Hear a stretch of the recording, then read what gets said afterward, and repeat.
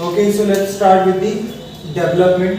Okay, development में हमने already कुछ चीजें डिस्कस कर ली हैं. ठीक है, जैसे कि development for different people, there will be the definition of development for different will be there. Okay, for example अगर अंबानी के लिए डेवलपमेंट की अगर हम बात करें तो उसके लिए डेवलपमेंट होगी कि उनकी कंपनी की रेवेन्यू बढ़े. ठीक है, मोदी जी के लिए डेवलपमेंट की बात होगी कि उनकी जो पार्टी है और जो देश है उसकी प्रगति हो एज अ प्रधानमंत्री. ठीक है, बट एक भूखा इंसान है उसके लिए डेवलपमेंट ये होगा कि उसको क्या मिल जाए, 2 रोटी मिल जाए. तो डेवलपमेंट की डेफिनेशन वेरी कर रही है from place to place, person to person. ठीक है, डेवलपमेंट किसी के लिए, कोई बीमार है, ठीक है, कोई बीमार है तो उसको क्या लगेगा, सबसे पहले उसकी प्रायोरिटी क्या रहेगी, यही होगी कि हम कितने जल्दी क्या हो सके, ठीक हो सके. ठीक है, हमको बेस्ट मेडिकल फैसिलिटीज अवेलेबल हो.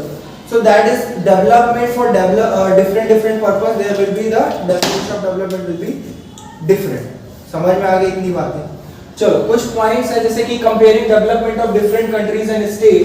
सो कंपेयरिंग टू नेशनल इनकम. अब जो डेवलपमेंट होता है डिफरेंट कंट्रीज का, उसको कंपेयर कैसे किया जा सकता है. ठीक है, how we can compare the development of different countries. ठीक है, इसको डेवलपमेंट हम कैसे कर सकते हैं डिफरेंट कंट्रीज का, वो अभी हम देखेंगे. ठीक है, चलो. So for example comparing through national income. National income क्या होती है, किसी भी कंट्री, फॉर एग्जांपल इंडिया है, साउथ अफ्रीका है, यूएसए है. ठीक है, डिफरेंट कंट्रीज हैं. तो आप कैसे कहोगे कि कौन सी कंट्री ज्यादा डेवलप्ड है, कौन सी कंट्री ज्यादा डेवलप नहीं है. तो एक क्राइटेरिया हो गया थ्रू नेशनल इनकम, कि मतलब उस कंट्री की नेशनल इनकम कितनी है, मतलब उस कंट्री का कितना उसके पास क्या है, पैसे. ठीक है, वन फैक्टर हो गया. सेकेंड फैक्टर है आपका कंपेयरिंग थ्रू पर कैपिटा इनकम. पर कैपिटा इनकम क्या होती है, जितनी इनकम है पूरे कंट्री की डिवाइड बाय उस कंट्री में कितनी पॉपुलेशन. तो पर कैपिटा इनकम डिस्कस हो गई. तो कितनी ज्यादा पर कैपिटा इनकम है, इससे भी ये चीजें डिफाइन हो जाती हैं. एंड एक चीज है वर्ल्ड बैंक कैसे कंपेयर करता है डिफरेंट कंट्रीज में. जैसे आपको पता होगा पाकिस्तान का जो हाल है वो क्या है, इकोनॉमिक टर्म्स में बेकार है, ज्यादा अच्छा नहीं है. अगर आप देखोगे वर्ल्ड बैंक है, IMF है, तो कंटिन्यूअसली पाकिस्तान क्या कर रहा है, लोन्स लेता रहता है. ठीक है, डिफरेंट कंट्रीज से जाके भी लोन लेता है. ठीक है, सो that is the comparison of world bank. ठीक है, वर्ल्ड बैंक क्या करता है, इंडेक्स जारी करता है, हर एक कंट्री का अलग अलग इंडेक्स आता है. ठीक है, और उसके थ्रू क्या होता है, डेवलपमेंट पता चलता है. फिर है कॉन्सेप्ट ऑफ डेवलपमेंट. मैंने बताया कि कॉन्सेप्ट ऑफ डेवलपमेंट में डिफरेंट पीपल डिफरेंट गोल्स, मतलब डेवलपमेंट हर एक इंसान के लिए अलग अलग होगा. कोई टॉपर है तो उसके लिए डेवलपमेंट क्या होगा, जब वो 100 नंबर पा जाए, 100% मार्क्स लाए, 98% मार्क्स लाए, 99% मार्क्स लाए. बट एक कोई एवरेज स्टूडेंट है, उसके 80-85 भी आ रहे हैं, तो उसके लिए क्या है, it is a development. And if we talk about the slow learner, तो पास हो रहा है, उसके लिए वही डेवलपमेंट हो गया. So you can see that कि there will be the meaning of development for different people. Developments की जो डेफिनेशन है वो डिफरेंट होगी अलग अलग इंसान के लिए, अलग अलग लोगों के लिए. फिर है इनकम एंड अदर गोल्स. चलो अब आ जाते हैं हम मेन टॉपिक्स में आ जाते हैं. ठीक है,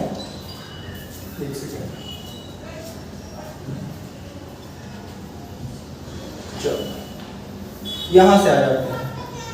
यहां पे प्रॉपर अपने को डेफिनेशन दी गई है डेवलपमेंट की. ठीक है, here proper definition of development is given to us. ठीक है, लेट्स सी दैट डेवलपमेंट. सबसे पहले हम देखते हैं डेवलपमेंट का मतलब क्या होता है. Development is the process of growing and becoming better. अच्छा ये बताओ, तुम्हारे 100 नंबर आए हैं किसी टेस्ट में, आए 39 आए, कितने में से 40 में से. तो पूरा बताना पड़ेगा नहीं, 100 में लोग सोचेंगे 100 में 39 का डेवलपमेंट. ठीक है, सो डेवलपमेंट मींस अगर 40 में से 39 आए हैं किसी भी बच्चे के, या 100 में से 99 आए हैं, अब अगले टेस्ट में उसके आ जाते हैं कितने, 90 मार्क्स, तो क्या उसके लिए डेवलपमेंट हुआ, डेवलपमेंट नहीं हुआ. डेवलपमेंट में क्या होना चाहिए, एक वर्ड है बेटर होना चाहिए. चाहे इंसान हो चाहे कुछ भी चीज हो, पिछले चीज से क्या होना चाहिए, जो प्रीवियस रिजल्ट है उससे बेटरमेंट होना चाहिए, तभी वो चीज क्या मानी जाएगी, डेवलपमेंट मानी जाएगी। ठीक है, process of growing and becoming better, मतलब आपको डेवलपमेंट तभी कंसीडर किया जाएगा जब आप ग्रोथ करते हो, जब आप बेटर करते हो। ऐसा नहीं कि आपने 100 मीटर की रेस में फर्स्ट आए, इस बार आपसे चला ही नहीं जा रहा है, ये डेवलपमेंट होगी क्या, नहीं होगी डेवलपमेंट। ठीक है, सो डेवलपमेंट का कॉन्सेप्ट आपको समझ में आ गया होगा। Then concept is that different people have different goals, people see things that are most important for them, that is that which can be fulfill their aspirations or desires. What may be development for one may not be development for other. एक ये word है कि one may not be developed for other. What may be development for one may not be development for other. किसी भी एक इंसान के लिए कोई चीज हो सकता है डेवलपमेंट हो, पर दूसरे इंसान के लिए हो सकता है वो क्या हो, डिस्ट्रक्शन। जैसे कि मान लो कोई स्लम एरिया है, और ऑन दैट स्लम एरिया कोई बिजनेसमैन है, बहुत बड़ा बिजनेसमैन है, उसकी क्या है, सरकार से बहुत अच्छी क्या है, रिलेशनशिप है, गवर्नमेंट से बहुत अच्छी रिलेशनशिप है। तो बिजनेसमैन क्या बोलता है कि ये जो स्लम एरिया है इसको क्या करो, हटवा दो, जो झोपड़ियां हैं, ठीक है, तो उनको क्या करो, हटा दो। ठीक है, और हटाने के बाद आपका क्या काम होगा कि वहां पे वो क्या बनाना चाहेगा, कोई फैक्ट्री डालना चाहेगा या कोई बड़ा सा मॉल डालना चाहेगा, शॉपिंग कॉम्प्लेक्स डालना चाहेगा। इससे उस बिजनेसमैन को क्या होगा, प्रॉफिट होगा, फायदा होगा।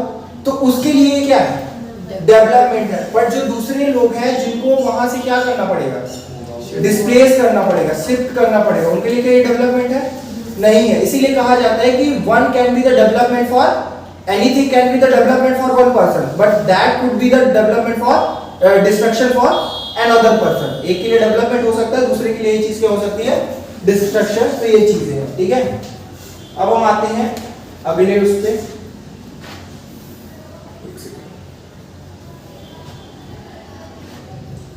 चलो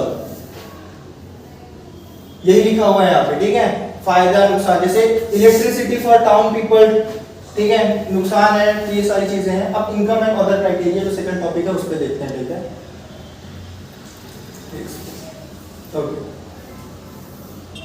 income and other goals. A person have two types of developmental goals, एक होता है मटेरियलिस्टिक थिंग्स और दूसरा होता है नॉन मटेरियलिस्टिक थिंग और नॉन मटेरियल थिंग। ठीक है, मटेरियल थिंग्स क्या क्या है उसके लाइफ में, पैसा, कार, घर, ये सब उसके लिए डेवलपमेंट हो गया। और दूसरा डेवलपमेंट क्या होता है, नॉन मटेरियलिस्टिक होता है, जैसे कि आजादी हो गई, जैसे फ्रेंड्स हो गए, दोस्त, इक्वालिटी हो गई, बराबरी, रिस्पेक्ट हो गई। अब मान लो जैसे ये है, एक चीज देखो, जैसे मान लो तुमको कोई डेवलपमेंट के लिए तुमको खूब सारा पैसा दे दे, बोले ठीक है हम तुमको क्या करेंगे, 1.5 लाख 2 लाख रुपए महीने का क्या देंगे, सैलरी देंगे, खाने के लिए देंगे, रहने के लिए फ्लैट्स देंगे, गाड़ियां देंगे, सब देंगे। बट तुम जैसे ही आओगे 2 जूते मारेंगे तुमको या गाली देंगे। ठीक है, तुमको टॉर्चर किया जाएगा, तुमको तुम्हारे रंग के ऊपर, तुम्हारे शरीर के ऊपर या डिफरेंट तरीके से आपको कमेंट किए जाएंगे। ठीक है, तो आप मेंटली क्या हो जाओगे, फ्रस्ट्रेट हो जाओगे। ठीक है, मेंटली टॉर्चर हो जाओगे। अब जब मेंटली टॉर्चर होगे तो क्या इस कंडीशन में वो डेवलपमेंट है आपके लिए, नहीं है ना। तो इस चीज को हम बोलते हैं नॉन मटेरियलिस्टिक थे। आजादी, फ्रीडम, जैसे ब्रिटिशर्स थे, तो ब्रिटिशर्स के अंडर में इंडिया के लोग तब भी खाना खाते थे, रहते थे, जीते थे, कई लोग जॉब भी करते थे। पर क्या वो डेवलपमेंट था, क्या फ्रीडम था वहां पे, नहीं था ना। क्यों नहीं था, क्योंकि फ्रीडम आपको ऐसा नहीं मिल सकता है। ठीक है, फ्रीडम एक भावना है। ठीक है, आप फ्री देश में फील कर रहे हो। ठीक है, तो ये भी एक काइंड ऑफ क्या डेवलपमेंट हुई आपके लिए। ठीक है, फ्रेंड्स, दोस्त बन जाता है, वो भी एक डेवलपमेंट ही है। ठीक है, दोस्त क्या करता है भाई, आदमी का जब इतना स्ट्रेस भरा दिन रहता है, आदमी गया अगर अच्छा दोस्त है उससे बात कर लिए, ठीक है, तो उससे क्या होता है, आपका एक काइंड ऑफ डेवलपमेंट ही है, नॉन मटेरियलिस्टिक है ना। ऐसा तो नहीं है जाते हो दोस्त को 100 रुपए देते हो फिर वो जाके आपसे बात करता है, ऐसा होता है क्या कभी कि भाई तुमने 200 रुपए दिए नहीं, बात होगी नहीं इस बार। ठीक है, ऐसा तो होता नहीं है। तो these things are non materialistic. I hope कि ये दोनों चीजें आप समझ गए हो। बोल रहा है कि मटेरियलिस्टिक और नॉन मटेरियलिस्टिक दोनों ही चीजें क्या है, दोनों ही चीजें इंपॉर्टेंट है। ठीक है, अब ऐसा भी नहीं है कि एकदम भिखारी हो, खूब सारे दोस्त हैं, बढ़िया एंजॉय कर रहे हो, फ्रीडम है, ठीक है, और रहने के लिए घर ही नहीं है, तो ये डेवलपमेंट हुआ। तो दोनों ही चीजों में क्या है, इंपॉर्टेंस होनी चाहिए, दोनों ही चीजें इंपॉर्टेंट है, ठीक है। अब घर भी रहने के लिए जरूरी है, पैसे भी रहने जरूरी है, without money you can not survive, as simple as that, ठीक है। अगर आपको रहना है, अगर आपको जीना है, तो पैसे भी उतने ही वैल्यूएबल है आज की डेट में, ठीक है, जैसे दूसरी चीजें हैं। चलो आगे आ जाते हैं, दूसरा देखते हैं, कंपेयरिंग। फिर क्या है, कंपेयरिंग डेवलपमेंट ऑफ, क्या हो गया इसको, comparing development of different countries and states. अब हम क्या करेंगे, दूसरे कंट्री के डेवलपमेंट को, और मतलब जैसे अलग अलग कंट्रीज हैं, जैसे इंडिया हो गई, पाकिस्तान हो गया, या कि स्टेट है, इंडिया के स्टेट है, महाराष्ट्र, गुजरात या कोई भी पर्टिकुलर स्टेट हो गया, तो उनके डेवलपमेंट का कंपैरिजन हम कैसे करेंगे। कैसे बोल सकते हैं कि गुजरात बहुत ज्यादा डेवलपमेंट है और बिहार अभी उतना ज्यादा डेवलपमेंट नहीं हुआ है, वो क्या क्राइटेरिया है। तो लिखा है comparing to the national income. जैसे इंडिया और पाकिस्तान है, तो हम एक कंट्री को बोल रहे हैं कि ये कंट्री क्या है, बहुत ज्यादा डेवलप हो रही है, ये यूएसए ऑलरेडी बहुत ज्यादा डेवलप है, ठीक है, सारी कंट्री से। बट अगर हम दूसरी तरह देखें तो दूसरी जो पाकिस्तान है उतना डेवलप नहीं है, तो किस बेसिस पे हम ये चीज बोल रहे हैं, तो उसका बेसिस है comparison to the national income. जो नेशनल इनकम है, पाकिस्तान की कितनी नेशनल इनकम है, इंडिया की कितनी नेशनल इनकम है, उससे हम क्या कर सकते हैं, दोनों ही कंट्री को क्या कर सकते हैं, कंपैरिजन कर सकते हैं। जिस कंट्री की ज्यादा नेशनल इनकम हुई वो क्या हो गया, उतना ज्यादा डेवलप हो गया। नेशनल इनकम कैसे जनरेट होगी, जब उस कंट्री में अच्छी इकोनॉमिक अपॉर्चुनिटीज होंगी, फैक्ट्रीज होंगी, इंडस्ट्रीज होंगी, वहां पे काम हो रहा होगा, लोगों को एम्प्लॉयमेंट मिल रहा होगा, तभी तो उस कंट्री की नेशनल इनकम रेज करेगी। अदरवाइज कैसे होगी, तुम बताओ, नहीं हो पाएगी। जैसे अफ्रीका है, अफ्रीकन कंट्रीज में क्या प्रॉब्लम है, वहां की इंफ्रास्ट्रक्चरल और इकोनॉमिकल चीजें क्या है, अभी डेवलप नहीं हुई है, इसलिए वहां पे क्या है, नेशनल इनकम वहां पे क्या है, लो है, ठीक है। बट अगर हम यूएसए वगैरह की बात करें तो इंफ्रास्ट्रक्चरल डेवलपमेंट कितना है, बहुत हाई है, ठीक है, रोड्स हैं, हाईवेज हैं, इंटरनेट कनेक्टिविटी, हर चीज है, तो वहां पे क्या है, डेवलपमेंट है। I hope you are getting this thing, समझ में आगे बढ़ते हैं, ठीक है। फिर लिखा है total income of a country, the sum of income of all the residents of the country, मतलब इंडिया के जितने भी लोग हैं उन सब की इनकम को क्या किया जाएगा, ऐड कर दिया जाएगा, तो वो क्या बोल जाएगी, वो पूरे कंट्री की इनकम बन जाएगी, ठीक है, इनकम ऑफ द कंट्री। तो इंडिया की इनकम कैसे निकालोगे, इंडिया कोई इंसान है क्या, इंसानों का क्या है, ये इंडिया एक देश है, ग्रुप है, कंट्री है, तो इंसानों की ही इनकम को क्या कर दोगे, सारे जितने भी सिटीजन है उनकी इनकम को क्या करोगे, ऐड कर दोगे, तो क्या निकल आएगी, देश की इनकम निकल आएगी ना भाई, जो तुम कमा रहे हो वही देश कमा रहा है, ठीक है। देश पीछे हो गया, इसका मतलब क्या हो गया, देश पीछे चला गया क्या, चढ़ के नहीं हुआ ना, देश पीछे हो गया, इसका मतलब क्या हुआ कि इकोनॉमिक कंडीशन उसकी क्या हो रही है, कम हो रही है, ठीक है, इनडायरेक्टली वहां के सिटीजंस की इकोनॉमिक कंडीशन नीचे हो रही है, that is that. But we compare countries with average income, ठीक है, also known as per capita income. देखो एवरेज तुमने मैथ्स में पढ़ा होगा, एवरेज मतलब कैसे निकाला जाता है, जितने आउटकम्स होते हैं डिवाइड बाय उनका नंबर कितना है, ठीक है, टोटल आउटकम्स। तो सारे आउटकम्स का सम निकाल लिया आपने, divide by number of outcomes, ठीक है। जैसे मान लो 10 बच्चों के क्या है, मार्क्स हैं, ठीक है, 10 बच्चों के मार्क्स हैं, किसी के 60 है, किसी के 70 है, किसी के 80 है, किसी के 100 तो नहीं है, ठीक है, 99 मार्क्स। चलो तो इसी तरह से नंबर है, 10 नंबर को क्या करोगे, एक साथ ऊपर रखोगे, ऐड कर दोगे, डिवाइड बाय कितने नंबर है, 10 है, तो डिवाइड कर दोगे, एवरेज आ जाएगा। इसी तरह कंट्री का होता है पर कैपिटा इनकम, पर कैपिटा इनकम। तो पर कैपिटा इनकम कैसे निकालोगे, जितना पैसा है पूरे इंडिया का उसको डिवाइड कर दोगे किससे, टोटल नंबर, कितने लोग रहते हैं इंडिया में, कितने लोग हैं, कितनी पॉपुलेशन है, उससे ही निकल आएगा। क्या समझ में आ गई बात, आगे बढ़े, चलो। कंपैरिजन थ्रू पर कैपिटा इनकम, ये लिखा हुआ है total income of the country divide by total population of the country.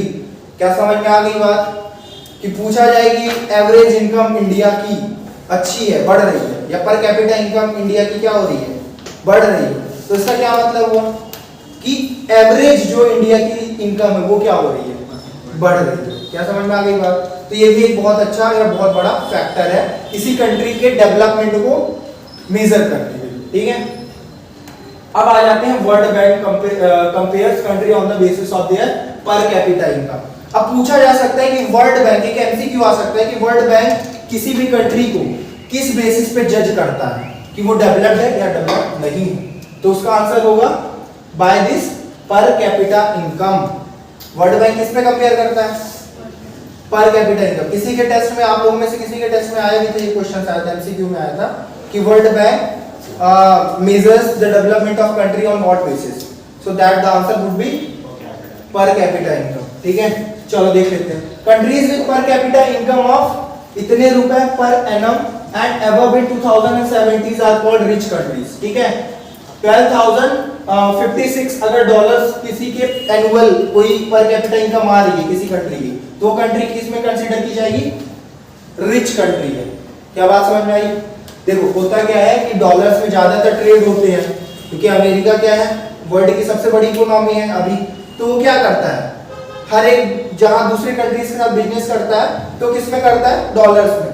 तो इसीलिए वर्ल्ड बैंक वगैरह भी जो डेटा निकालते हैं वो डॉलर्स में ही बताते हैं, ताकि सारी कंट्रीज को क्या हो सके, प्रॉपर्ली समझ में आ सके। ठीक है, तो जो 12,056 पर एनम जिसका क्या है, जिसकी एनुअल इनकम है जिस कंट्री की, उस कंट्री को क्या माना जाएगा?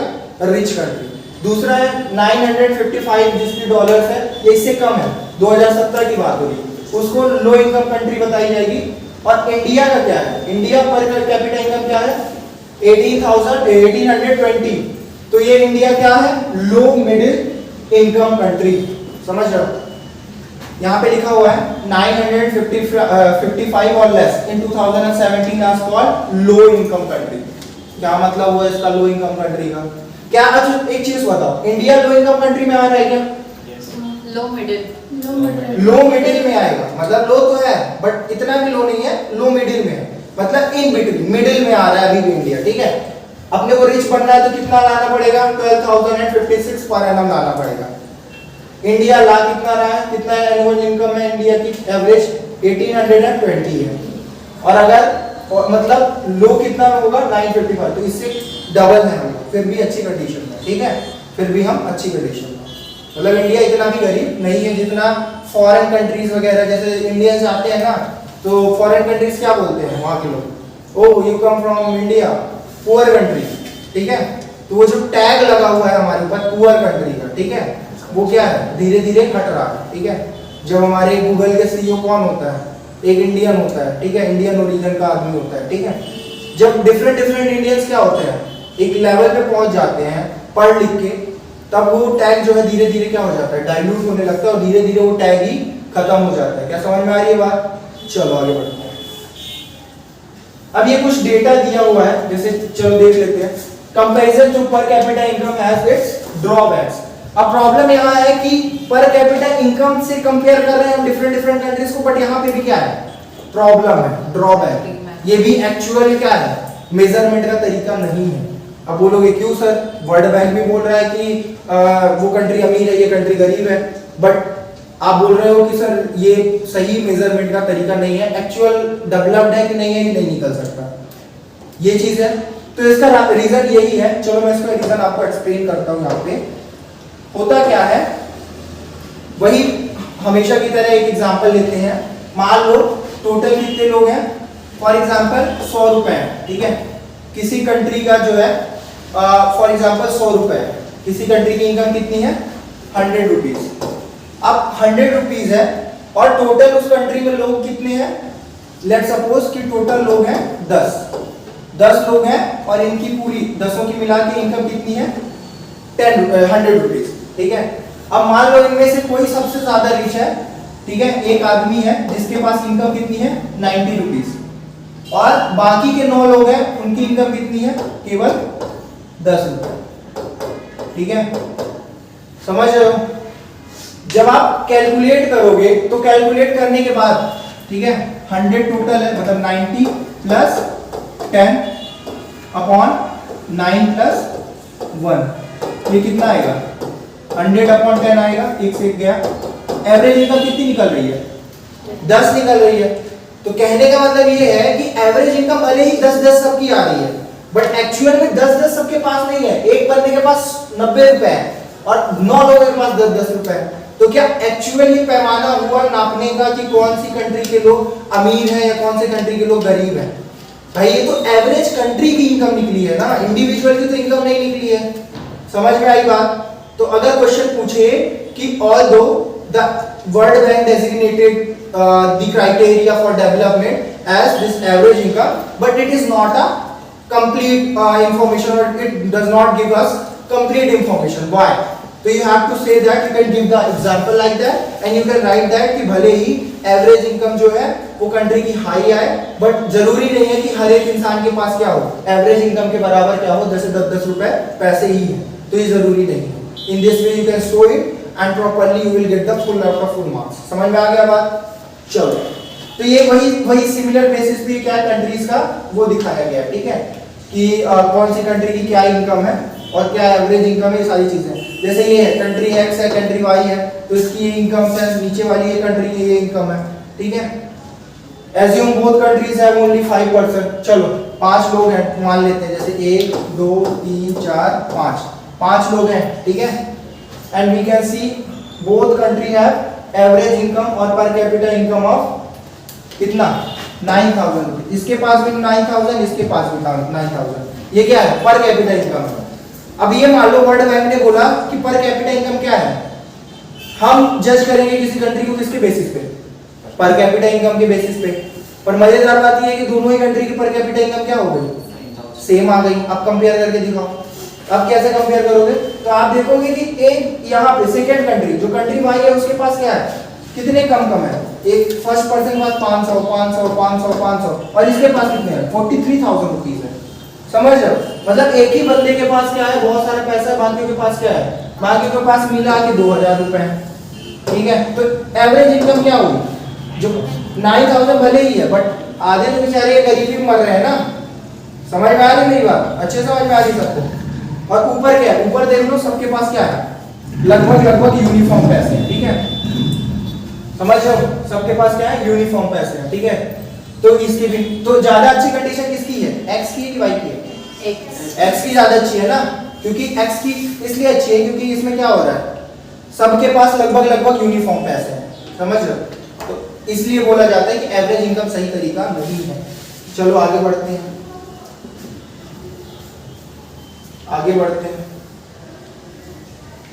Other criteria.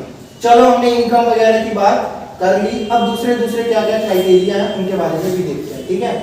अदर क्राइटेरिया में है, पहला है इन्फेंट मोर्टेलिटी रेट। इसका मतलब क्या होता है, इन्फेंट मोर्टेलिटी रेट, इसका मतलब होता है number of childrens that die before the age of 1 year.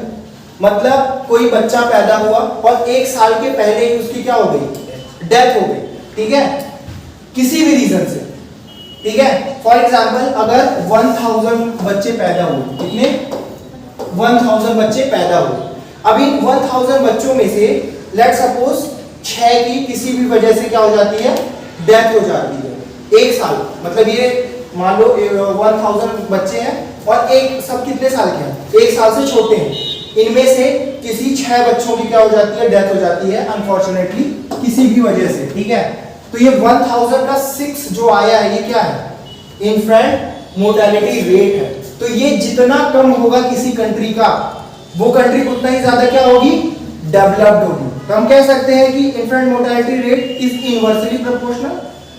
भाई जितना कम इन्फेंट मोर्टेलिटी रेट होगा वो कंट्री उतनी ज्यादा क्या कहलाएगी, डेवलप्ड कहलाएगी। क्यों कहलाएगी, क्योंकि ये माना जाएगा कि उस कंट्री के पास उसके सिटीजन्स को सेव करने के लिए प्रॉपर क्या है, हॉस्पिटल्स है, हेल्थ फैसिलिटीज है, न्यूट्रिशन है, सारी चीजें हैं। क्या बात समझ में आ रही है, तो वो कंट्री उतनी ज्यादा क्या है, डेवलप्ड है। अब मान लो हजार लोग हैं, 1000 में से मान लो अगर अनफॉर्चुनेटली क्या हो, 100 बच्चे मर जाए, डेथ हो जाए 1 साल के पहले ही, तो अब इन्फेंट मोर्टेलिटी रेट कितना हो गया, 100 हो गया। तो अब ये बताओ ये कंडीशन अच्छी है क्या, नहीं है। इसका मतलब क्या हो गया कि उस कंट्री को अपने सिटीजन्स को सेव करने के लिए प्रॉपर हेल्थ फैसिलिटीज नहीं है, प्रॉपर न्यूट्रिशन डाइट नहीं है। क्या समझ में आ गई बात, तो यही है इन्फेंट मोर्टेलिटी रेट। अगला आ जाता है लिटरेसी रेट, ठीक है। लिटरेसी रेट क्या होता है, the population of literate the proportion of literate population in the 7 and above year age, ठीक है, मतलब 7 साल सरकार मानती है कि 5-6 साल तक मजे करो, कोई दिक्कत नहीं। 7 साल के ऊपर से क्या होना चाहिए तुमको, पढ़ना लिखना आना चाहिए, ठीक है। एक चीज कहा जाता है कि कोई भी इंसान, ठीक है, किसी भी एक लैंग्वेज को पढ़ना और लिखना जानने लगे, ठीक है, पढ़ना और लिखना जानने लगे, तो वो क्या है, लिटरेट है। तो क्या तुम लोग हो, ठीक है, चलो ऐसा मैं मान सकता हूं। बाकी आप लोग खुद जानते होंगे अपने बारे में, ठीक है। नेट अटेंडेंस रेशियो, ये क्या हो गया, नेट अटेंडेंस रेशियो, जो जितना ज्यादा तेज से बोलता है क्लास में प्रेजेंट सर, वो उतना ज्यादा उसका नेट अटेंडेंस रेशियो आएगा, ऐसा कुछ। नेट अटेंडेंस रेशियो होता क्या है, नेट अटेंडेंस रेशियो मतलब होता है total number of children age group of 14 and 15 years attending school as percentage of total number of children in the same age group. बहुत बड़ी बात बोल दी इसने, क्या बोल दी इसने ये बोला है, सिंपल सी बात बोला है कि मान लो 14 से 15 साल के बच्चे, मान लो इंडिया में टोटल है कितने, 100 है, इतने मान लो 100, 100, ठीक है। अब इसमें से 14 और 15 इयर्स के बच्चे टोटल कितने हैं, 100 है, 100 है, और इनमें से कितने जाते हैं, मान लो जाते हैं 96 लोग, क्या करते हैं, जाते हैं स्कूल जाते हैं। तो नेट अटेंडेंस रेशियो क्या हुआ, 96 का ही हुआ ना, 4 लोग कहाँ हैं अभी भी, घूम रहे हैं, ठीक है, आधों को आई फ्लू हो गया होगा, ठीक है। तो नेट अटेंडेंस रेशियो क्या हुआ, यहाँ पे बात समझ में आ गई कि टोटल पॉपुलेशन में से कितने लोग स्कूल जा रहे हैं, उसको हम क्या बोलेंगे, net attendance. Net attendance ratio. क्या तुमको समझ में आ रहा है, कंफर्म, चलो, कि मुझे गलत फहमी है कि तुमको समझ में आ रहा है, कंफर्म आ रहा है ना। जहां नहीं समझ में, you can stop me and ask me कि सर ये क्या लिखा हुआ है उर्दू में बता दो, ठीक है।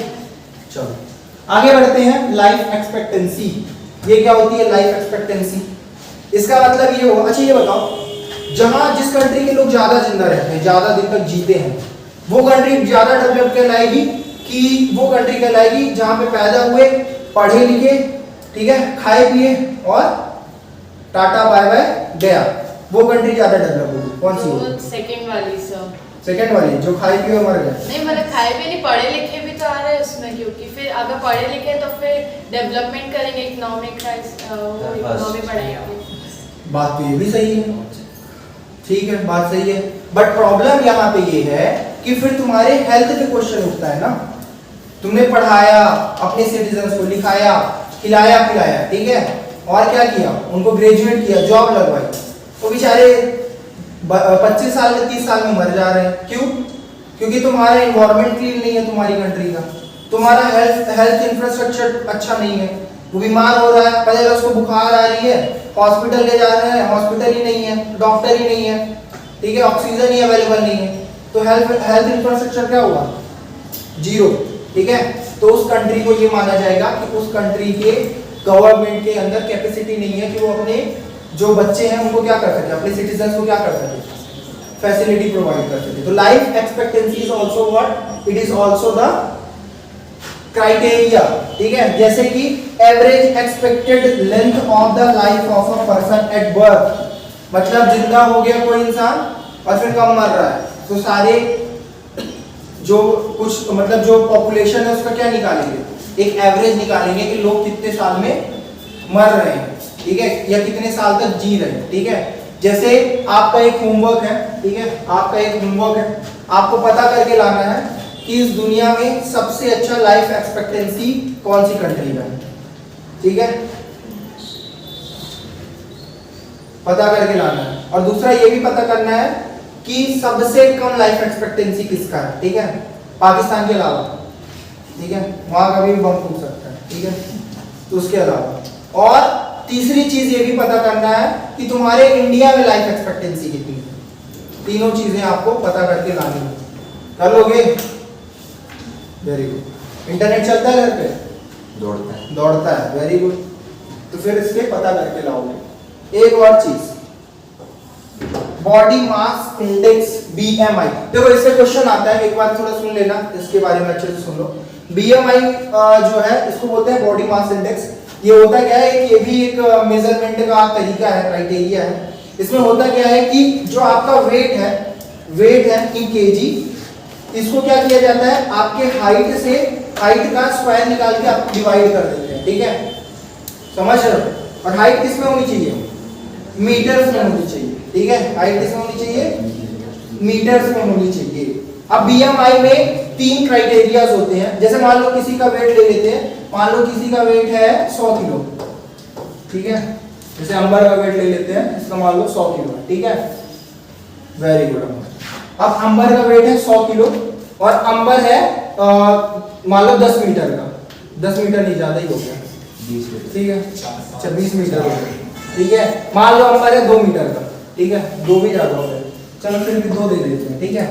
2 का क्या करोगे, स्क्वायर। फॉर्मूला क्या है, वेट केजी में होना चाहिए, ठीक है, और हाइट क्या होनी चाहिए, मीटर में होनी चाहिए, मीटर स्क्वायर, ठीक है।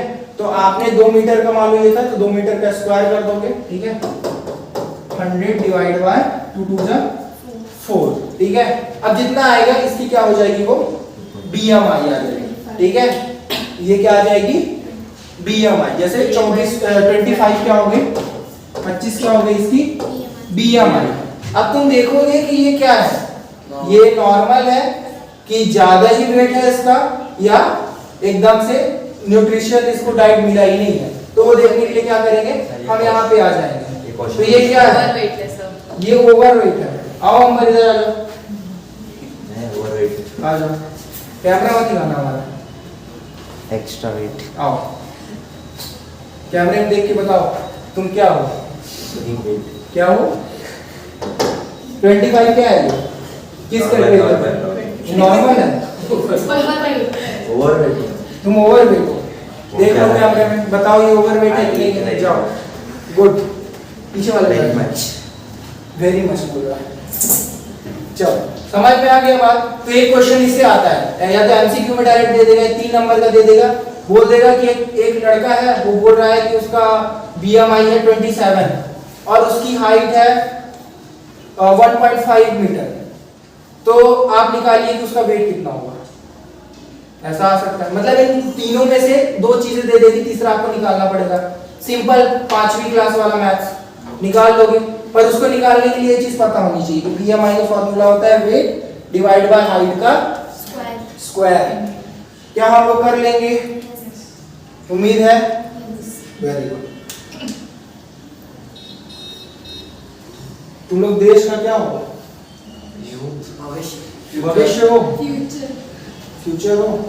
ये देखो लिखा भी है CBSE 2020, मतलब हमने पूछ चुके हैं एक बार ऑलरेडी, ठीक है, अब वापस भी पूछा जा सकता है। सही K3 भी क्या, K3 भी ये सीक्रेट है, ठीक है, काम की बात होगी। अच्छा यही बोलता है वो, अच्छा तो ये समझ में आ गया क्या तुम लोगों को। अच्छा ये देखो कुछ यहाँ पे वो बताए गए हैं, डेटा दिखाए गए हैं, जैसे मान लो ये दिखाया गया इन्फेंट मोर्टेलिटी रेट पंजाब का 34 है, केरला का 13 है, सबसे कम कहाँ का दिखाई दे रहा है, केरला का, ठीक है।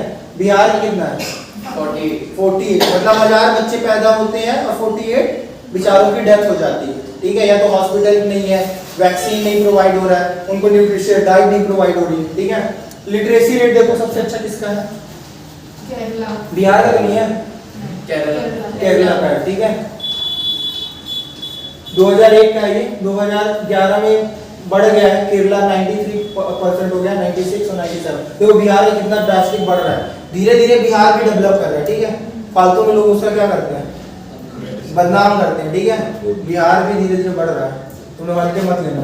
Net attendance ratio for class, ठीक है, कि मतलब कितने बच्चे जा रहे हैं क्लास में, सबसे ज्यादा कहाँ जा रहे हैं, तो ये बिहार वाले कहाँ जाते हैं।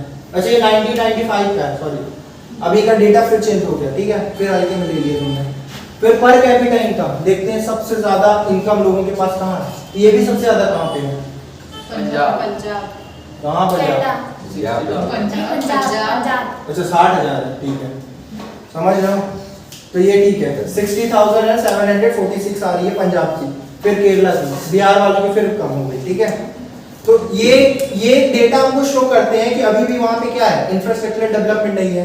ठीक है, गवर्नमेंट को और ज्यादा क्या करना चाहिए, पॉलिसीज प्रोग्राम्स इंप्लीमेंट करने चाहिए, वहाँ के यूथ को और ज्यादा पढ़ाना लिखाना चाहिए। ठीक है, और वहाँ पे भी इंडस्ट्रीज सेटअप करनी चाहिए ताकि वहाँ के यूथ को क्या मिल सके, एम्प्लॉयमेंट मिल सके। ठीक है, हर एक एरिया का क्या होना चाहिए, विकास होना चाहिए। ठीक है, चलो ये क्या लिखा हुआ है पढ़ लेते हैं एक बार, इंग्लिश में कुछ लिखा हुआ है।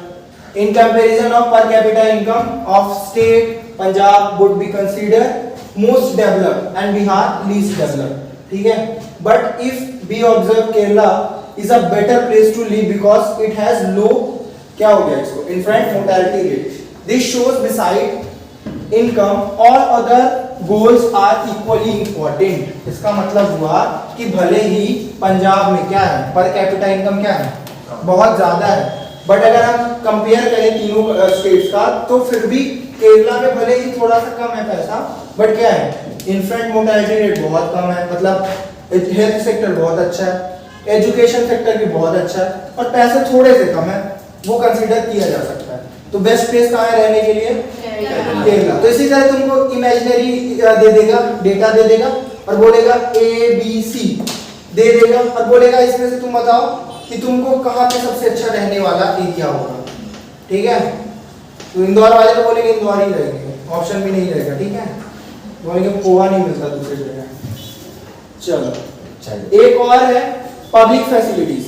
ठीक है, पब्लिक फैसिलिटीज क्या होगी भाई, इसमें कैसे कंपैरिजन या सरकार या कंट्री को कर देंगे, तो देखो बहुत बड़ा रोल होता है। ठीक है, एक यहाँ पे वर्ड लिखा होगा, लिखा है कि नहीं लिखा है, नहीं लिखा है, चलो मैं बोल दूंगा। ठीक है, वर्ड ये है यहाँ पे कि भले ही तुम्हारे पास कितना भी पैसा है, ठीक है, तो तुम वो पैसे को क्या कर सकते हो, खर्च कर सकते हो। ठीक है, सर्विस खरीदने के लिए, कितनी भी महंगी सर्विसेज हो उसको खरीदने के लिए तुम क्या कर सकते हो, पैसे स्पेंड कर सकते हो, बट वो सर्विस प्रोड्यूस नहीं कर सकते हो। जैसे कि अगर मान लो मान लो तुमको इंदौर से जाना है, फॉर एग्जांपल USA जाना है, या इंदौर से दिल्ली जाना है, मुंबई जाना है, कहीं भी जाना है, तो तुम कितने भी महंगी टिकट हो तुम जाके फ्लाइट लेके वहां पे जा सकते हो, इजी। बट अगर कोई बोल दे कि तुम्हारे बहुत पैसा है, काम करो, पहले पूरा एयरपोर्ट बनाओ तुम, फिर प्लेन खरीदो, फिर जहां जा रहे हो वहां पे भी एयरपोर्ट बनाओ, ठीक है, स्टाफ हायर करो, सब कर पाओगे, नॉट पॉसिबल।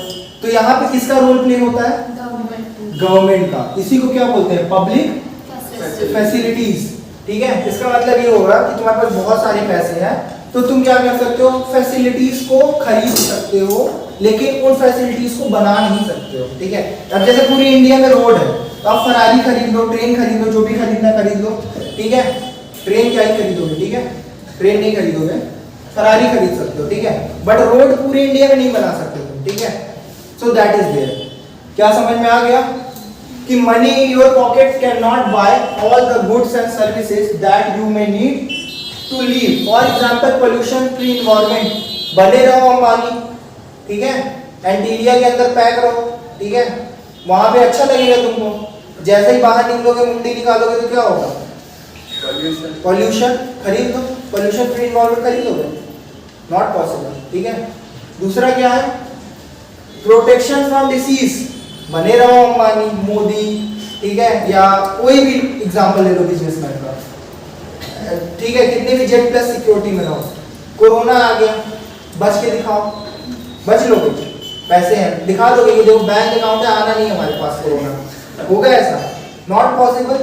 तो पब्लिक फैसिलिटीज आल्सो इंपॉर्टेंट। क्या बात समझ में आ रही है, public facilities by government is cheapest and best way to provide this goods and services collectively.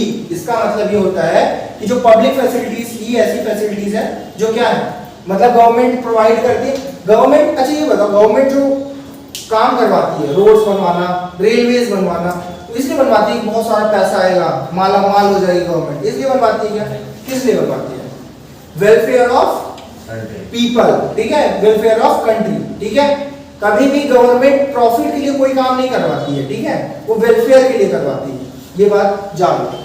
आगे आ जाओ, Kerala is a better place to live और Kerala have low infant mortality rate.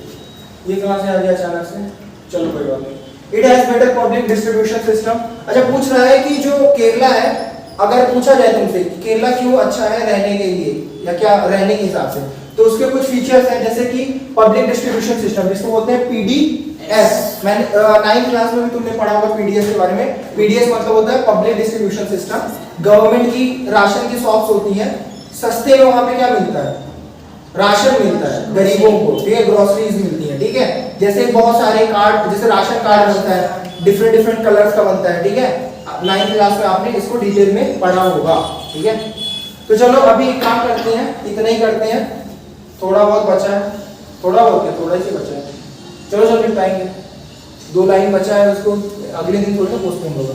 चलो ये हो गया, समझ में आ गया। ह्यूमन डेवलपमेंट रिपोर्ट एक रिपोर्ट है कि उस कंट्री के लोगों का कितना ज्यादा क्या है, डेवलपमेंट हुआ है। ये थोड़ा सा बेटर तरीका है क्या निकालने का, किसी कंट्री के डेवलपमेंट का मेजर करने का। अब ये क्या बात हुई, तो ये बोलता है human development report is published by UNDP, United Nation Development Programme, ठीक है।